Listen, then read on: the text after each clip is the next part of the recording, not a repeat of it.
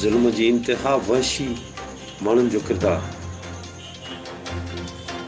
मां ख़बर आहे त लाड़काना शहर जे चांडका पुल वारे इलाइक़े में क़ाइम प्राइवेट अस्पताल में ऑपरेशन में आयल शहर जी बेस कॉलोनी रवासिन औरत गुलाम फातिमा मुगेरी के ऑपरेशन लाइ नशो ॾियण बाद मुबीना तौर ऑपरेशन थिएटर में अमले पर जिनसी ज़्यादती निशानो बणायो वियो, जंहिं दौरान औरत होश में अची रड़ियूं कयूं।